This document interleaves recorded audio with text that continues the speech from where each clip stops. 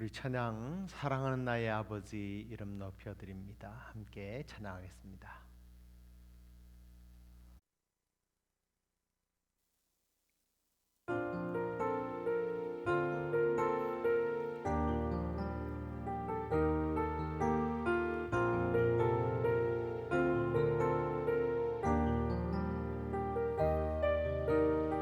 사랑하는 나의 아버지 이름 높여드립니다.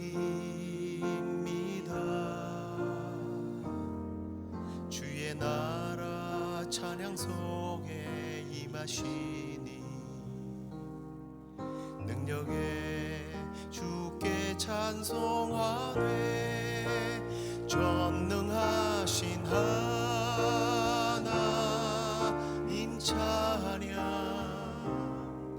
언제나 동일하신 주 전능하신 하나님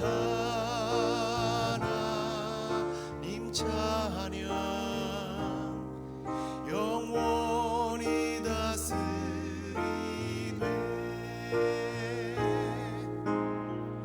나 주의 이름 높이리 나 주의 이름 높이리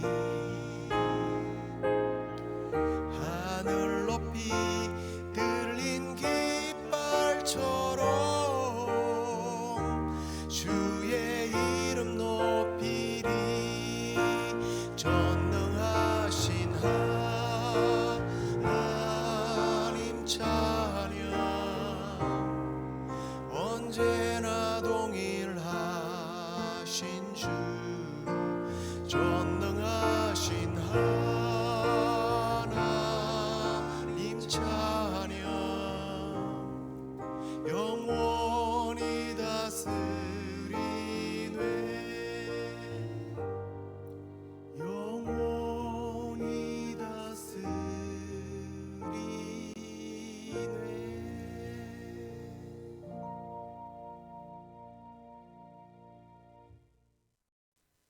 다 함께 사도신경으로 신앙 고백드리겠습니다. 전능하사 천지를 만드신 하나님 아버지를 내가 믿사오며 그 외아들 우리 주 예수 그리스도를 믿사오니 이는 성령으로 잉태하사 동정녀 마리아에게 나시고 본디오 빌라도에게 고난을 받으사 십자가에 못 박혀 죽으시고 장사한 지 사흘 만에 죽은 자 가운데서 다시 살아나시며 하늘에 오르사 전능하신 하나님 우편에 앉아 계시다가 저리로서 산자와 죽은 자를 심판하러 오시리라. 성령을 믿사오며 거룩한 공회와 성도가 서로 교통하는 것과 죄를 사하여 주시는 것과 몸이 다시 사는 것과 영원히 사는 것을 믿사옵나이다. 아멘.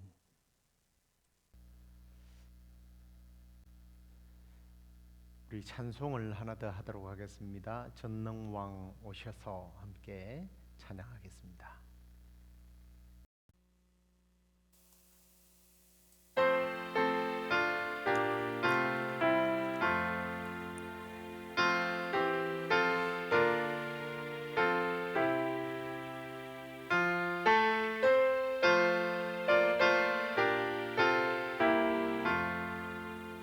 전능왕 오셔서 주 이름 찬송케 하옵소서. 영광과 권능의 성부여 오셔서 우리를 다스려 주옵소서. 강생한 성자여 오셔서 기도를 들으소서. 택하신 백성을 복 내려 주시고 거룩한 마음을 주옵소서.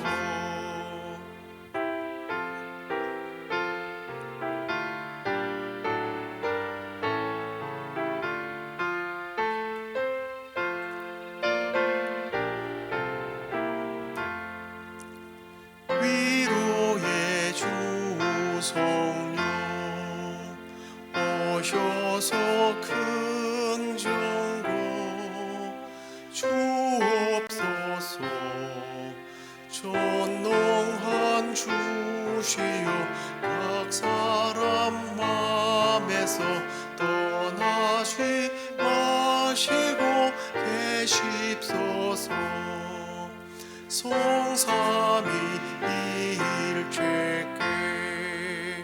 한없는 찬송을 드립니다.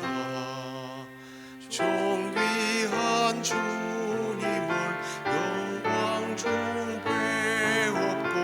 영원히 모시게 하옵소서.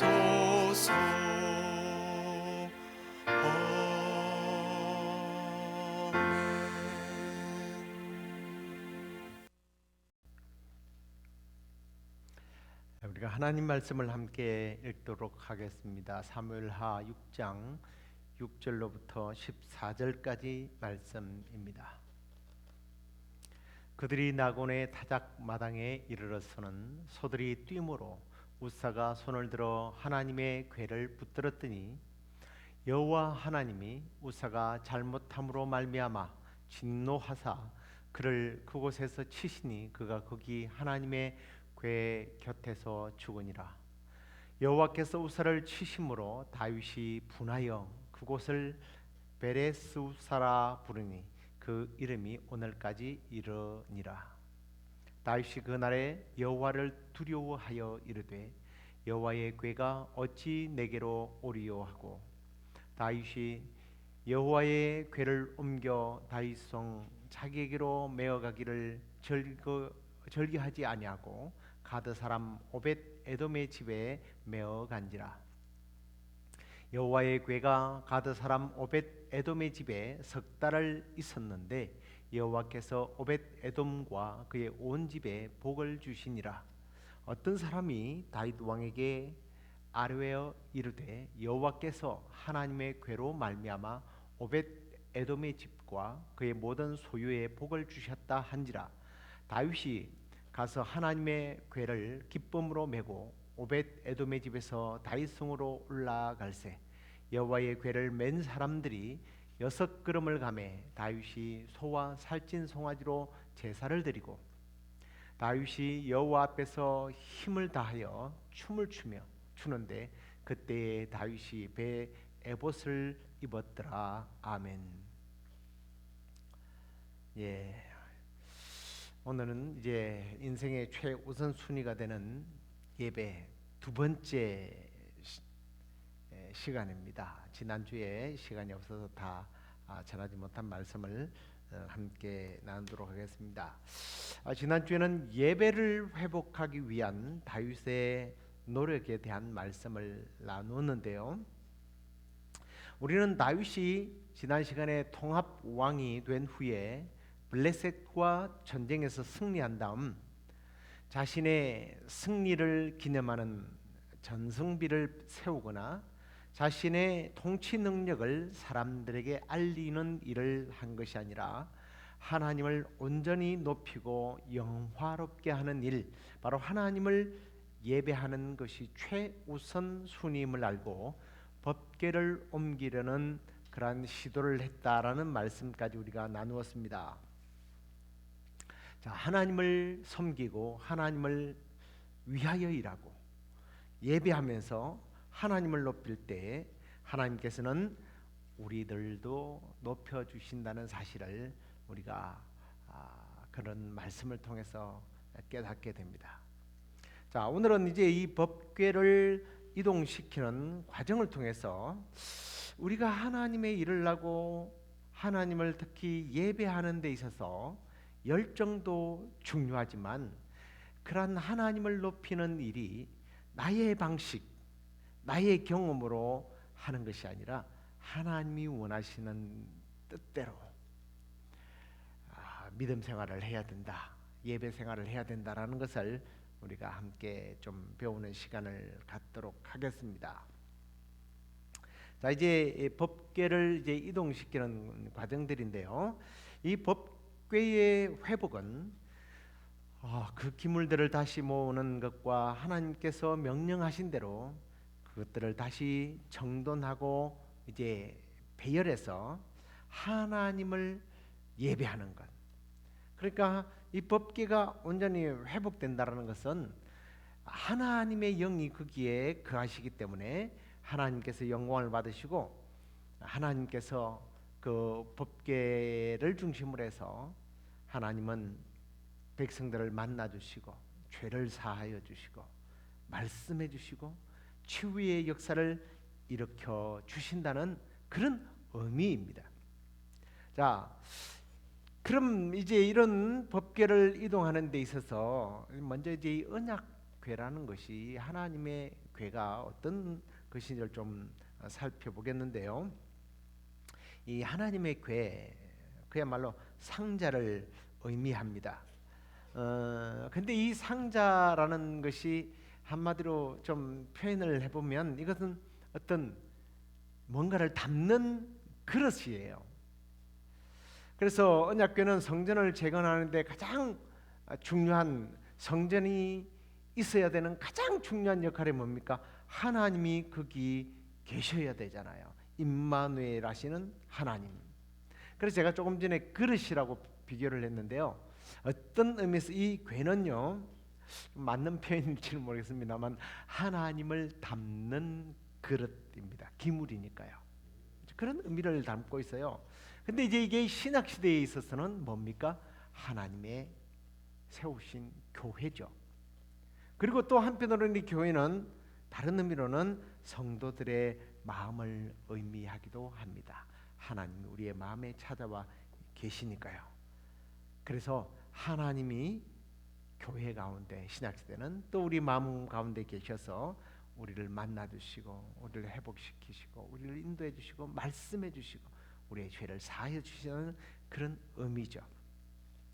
자, 이 언약궤는 이제 모세 시대에 출애굽할 때 만들어진 것인 건 뭐 여러분들이 잘 아실 겁니다. 안과 박을 다 정금으로 쌓고요. 이 조각목으로 되는 직사각형 모양인데 길이가 110cm, 뭐 113cm 정도 되고 넓이가 68, 높이가 68 되는 한마디로 이런 강대상 같은 궤죠. 그런데 이 궤는 좀 특별한 게 이제 그릇이라고 그랬잖아요. 이제 이 그릇을 하나님을 넣었으면 이제 이게 덮어야 될 거 아닙니까? 제가 그릇으로 좀 설명하는 게 좀 이상하다고 했지만 좀 그렇게 표현법이 맞는 것 같아요. 자, 뚜껑이 있습니다. 이 뚜껑은 속죄소라고 부르게 되는데요. 또 다른 의미로는 시은좌라고 부르기도 합니다. 여기는 어린 양의 보혈을 거기다가 1년에 한 번씩 속죄 제사를 드리면서 붓게 되죠. 그래서 이건 인간의 죄를 덮어서 하나님께서 용서하시는 어떤 예수 그리스도의 사역을 표현하는 예표가 되는 것이기도 합니다. 그리고 이 언약궤에는 이제 만나가 들어있는 금향로가 들어있고요, 아론의 지팡이, 그리고 또 우리가 잘 아는 대로 십계명의 돌비가 들어가 있었습니다. 자, 하나님의 역사가 있고 하나님이 있는 곳, 네, 그게 법궤였습니다. 오늘날 우리는 이 법궤가 아니라 속죄의 피를 흘려주신 그 십자가를 상징적으로 기독교는 걸어놓고 우리가 예배를 하게 되는데요. 근데 사실은 이 십자가도, 만약에 이 십자가가 어떤 신비적인 힘이 깃들어져 있는 그런 모형으로 우리가 그걸 신봉한다면 이 십자가도 사실은 우상이 될 수도 있습니다. 모형이요. 예, 잘 알아들으십시오. 이게 예수 그리스도의 어떤 속죄의 사역의 상징으로 오늘 우리가 그 십자가를 바라보면서 예수님이 나를 위하여 죽으셨다라고 우리가 어떤 시청각적으로 생각한다면 그 십자가가 좋은 의미지만, 그 십자가가 마치 무슨 대단한 능력을 가진 것처럼 해서 뭐 귀신을 쫓을 때 십자가를 이렇게 막 영화에서 많이 보던 장면이죠. 그렇게 되면 이게 우상화되는 거예요. 그래서 한국의 합동교단에서는 강단 위에다가 십자가를 거는 것도 모형을 만드는 것이다. 그래서 거절하고 있죠. 자, 아무튼요, 구약 시대는 보통 사람이 이 언약궤를 평생 가도 볼 수가 없었습니다. 왜냐하면 지성소 속에 들어가 있었으니까요. 그런데 그 위치를 바라보면서 저기에 하나님의 영광이, 하나님이 저기에 계신다, 거룩한 하나님이 저 안에 계신다라고 느꼈던 거예요. 자, 이런 중대한 언약궤가 다윗의 성으로 들어온단다. 그러면 예루살렘으로 들어온단다. 그러면 뭐가 들어오는 거예요? 하나님께서 들어오는 거예요. 그런데 이제 다윗이 사실은 이제 이 법궤가 예루살렘에 있지 않았죠.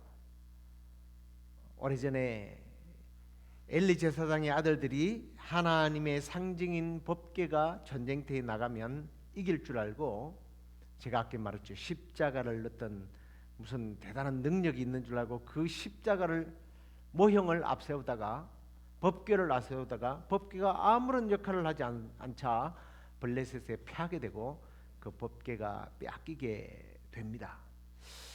이 빼앗아간 법궤를 이 사람들은 다곤 신전에다가 전시를 시키게 되죠.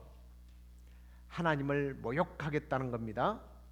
하나님은 죽은 신이다, 우리의 신이 더 위대한 신이다라는 걸 보여주려고 했는데, 다음날 가니까 다곤 신이 엎드러졌단 말이에요.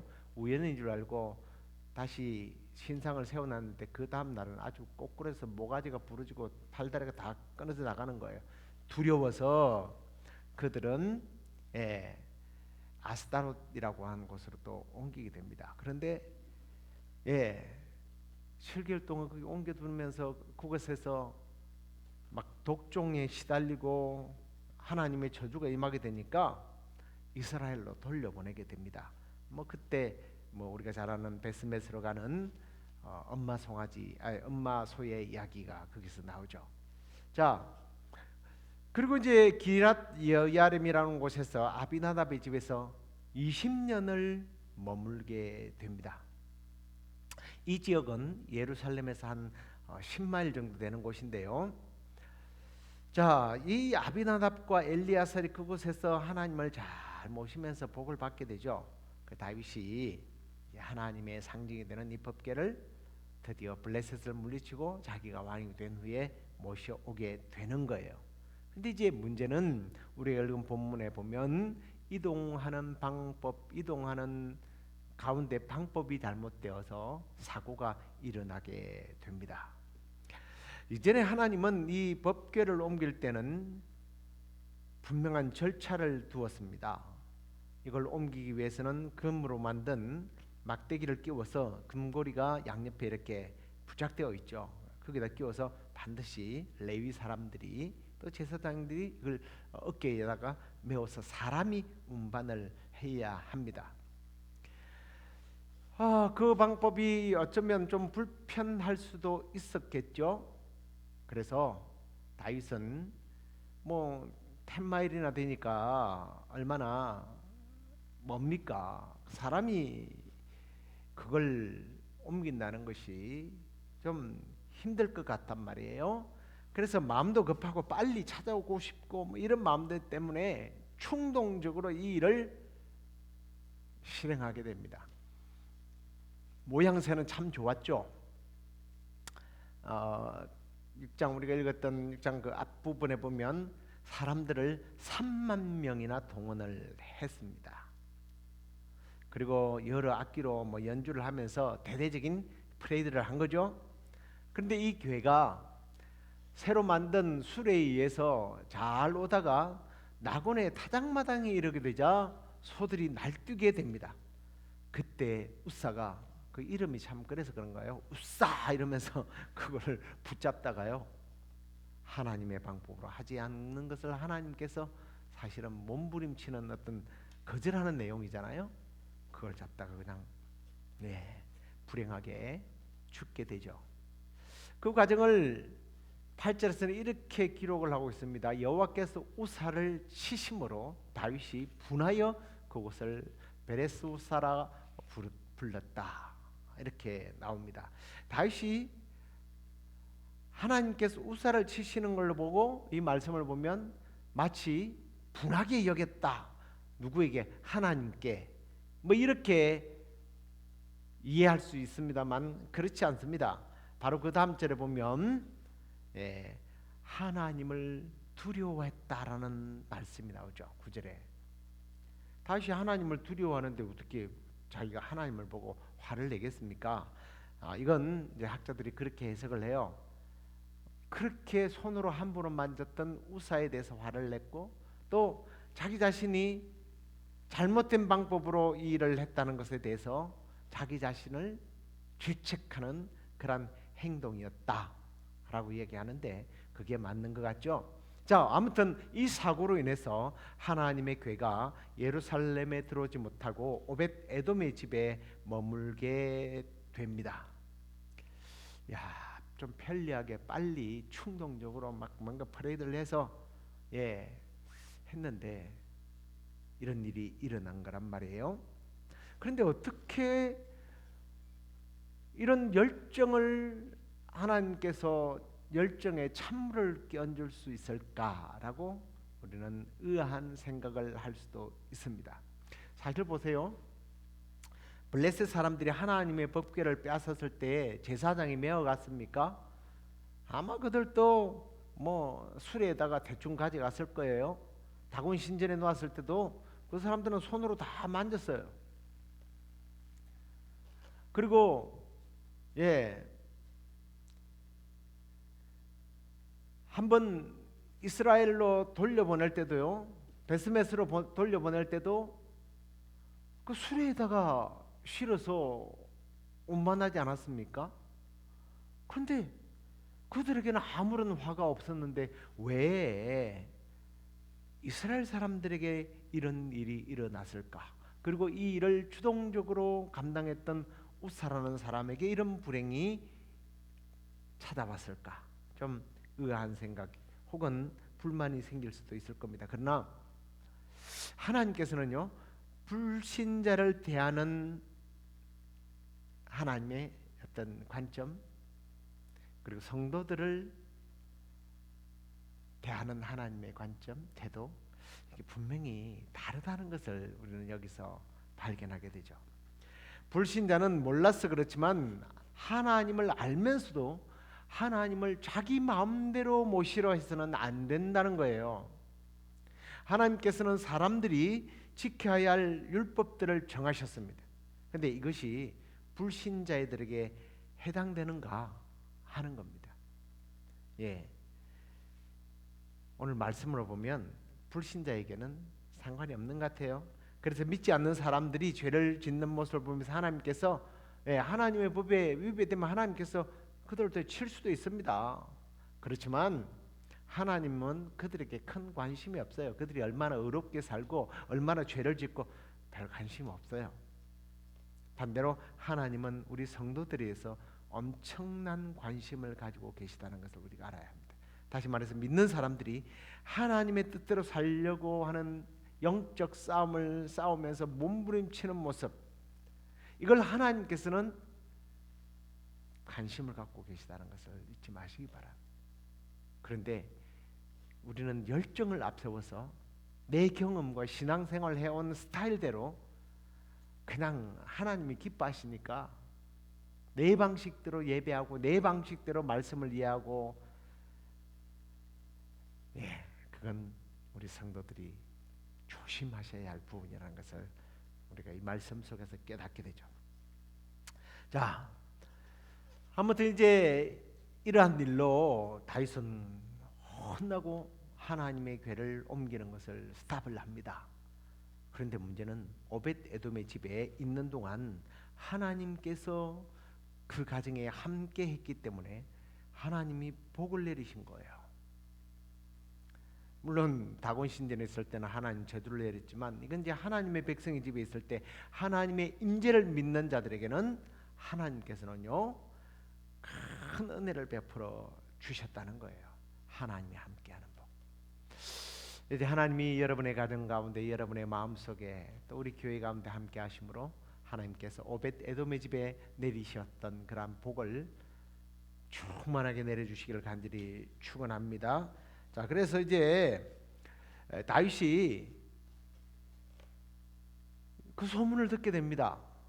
하나님께 복을 받는다는데 하나님께 은혜를 받는 것을 너무나 사모하는 다윗에게 있어서는 이건 엄청난 희소식이란 말이에요. 그래서 다시 한번 예루살렘으로 하나님의 궤를 옮기는 일을 하게 됩니다. 그런데 이번에는 하나님의 방법대로 합니다.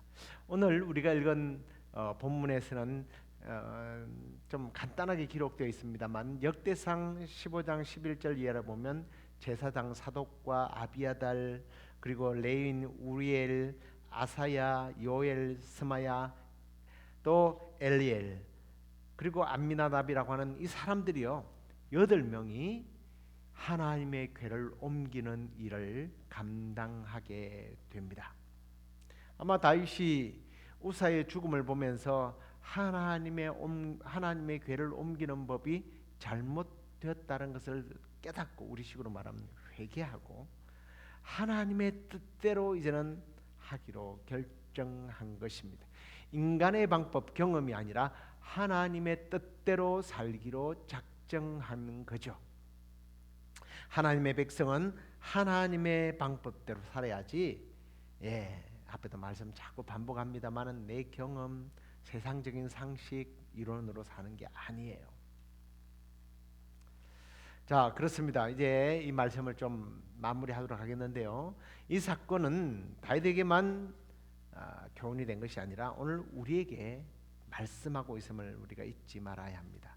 다윗이 법궤를 모시고 오는 것이 하나님을 모시고 살기로 작정한 것이다라는 말씀을 드렸습니다. 하나님 앞에서 생각하고 하나님 앞에서 말하고 하나님의 뜻대로 하나님 중심으로 살겠다는 결단의 표시예요. 그런데 이런 열정이 좋기는 하지만 신앙생활이라는 것이 내 방식대로 내 열정대로 살아가는 것이 아니라는 거예요. 그걸 우리가 다윗의 잘못된 궤에 옮기는 모습을 통해서 우리는 깨달아야만 합니다. 그러면 하나님의 말씀은 우리를 구속하는가 얽어매는가? 아닙니다. 하나님의 어쩌면 하나님의 법 안에서 우리는 더 큰 자유를 누릴 수 있다라는 거죠. 하나님의 법대로. 그렇지 않습니까? 자유민주주의 국가에서 그 국가의 이념대로 그 나라의 법규 안에서 법규를 지킴으로 우리는 자유와 기쁨을 누리는 것처럼 우리가 하나님의 뜻대로 하나님 말씀대로 사는 것은 하나님이 우리를 얽어매는 게 아니라 오히려 우리에게 자유와 기쁨을 준다라는 거예요. 그런 의미에서 다윗이 하나님 궤가 들어올 때요 막 춤을 추며 기뻐하지 않았습니까? 그게 저는 어떤 우리에게 주는 메시지가 굉장히 크다는 생각이 들어요. 그게 뭐예요? 하나님의 방법대로 살 때에 우리는 그러한 천국의 자유를 누리게 되고 천국의 기쁨으로 춤추게 된다는 사실이에요. 그렇습니다. 저와 여러분의 남은 생애가 늘 주님을 모시고 살면서 주님을 예배하고요 주님의 뜻대로 말씀대로 살아가고 말씀대로 하나님을 잘 섬겨서 하나님께서 오벳 에돔의 가정에 복을 주셨던 것처럼 다윗이 누렸던 천국의 기쁨으로 춤추게 되는 그런 은혜가 저와 여러분들 가운데, 가정 가운데, 자녀와 또 우리 교회 가운데 함께하기를 주의 이름으로 축원합니다. 기도하겠습니다. 하나님 감사합니다. 오늘 다윗이 하나님의 교회를 옮기는 과정에서 열정은 있었지만 하나님의 뜻대로 말씀대로 행하지 아니함으로 큰 위기를 맞이하긴 했지만 그러나 그가 깨닫고 다시 하나님의 방법대로 하나님을 모시고 하나님을 기쁘게 해드림으로 말미암아 천국의 기쁨을 누리는 은혜를 맛보았던 것처럼 하나님 오늘 우리의 삶에 하나님을 모시고 하나님의 뜻대로 살아가면서 오벳 에돔이 받았던 그러한 놀라운 복과 다윗이 누렸던 그러한 천국의 기쁨과 자유를 누리는 삶이 되도록 인도해 주옵소서. 하나님, 우리 박선희 목사님 이제 다음 주 화요일 큰 수술을 하게 됩니다. 그 어깨에 끊어졌던 근육과 그 힘줄들이 잘 이어지고 이후로 건강한 몸으로 또 주님을 섬기며 주님을 기쁘시게 해드리는 딸이 될 수 있도록 주께서 함께하여 주시고, 집도하는 모든 의사들과 또 간호진들, 모든 의료 당사자들 가운데 하나님 은혜와 또 실력들이 그 순간에 주님 주시는 지혜로 말미암아 잘 감당될 수 있도록 주여 사용하여 주옵소서. 그리고 저희들이 잠시 또 하나님 앞에 우리의 소원들을 기도하며 올려드릴 때에 주께서 풍성하게 응답해 주실 줄 믿고 예수 그리스도의 이름으로 감사하며 기도드리옵나이다. 아멘. 하늘에 계신 우리 아버지여, 이름이 거룩히 여김을 받으시오며 나라의 임하옵시며 뜻이 하늘에서 이루어진 것 같이 땅에서도 이루어지이다.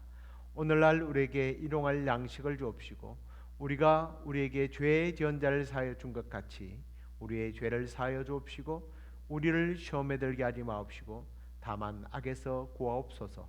대개 나라와 권세와 영광이 아버지께 영원히 있사옵나이다. 아멘.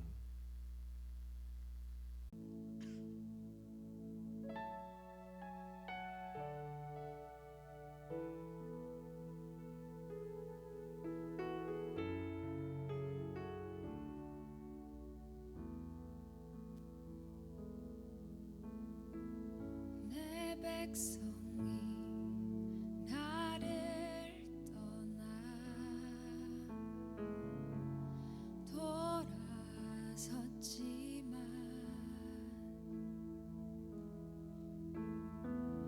내 사랑이 내 백성을 포기 못하니 내 모든 것 내어주고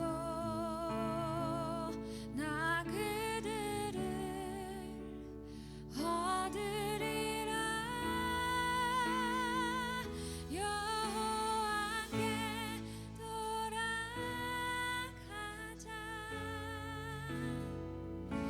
우린 돌아서도 그는 변치 않네. 여호와께 돌아가자. 우린 돌아 그 사랑 영원하네.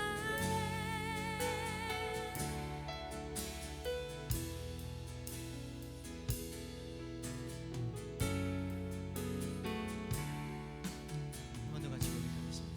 내 백성이 내 백성이 나를 떠나 돌아섰지만 내 사랑이 내 백성을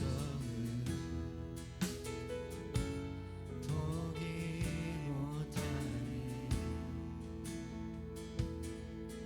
내 모든 것 내어주고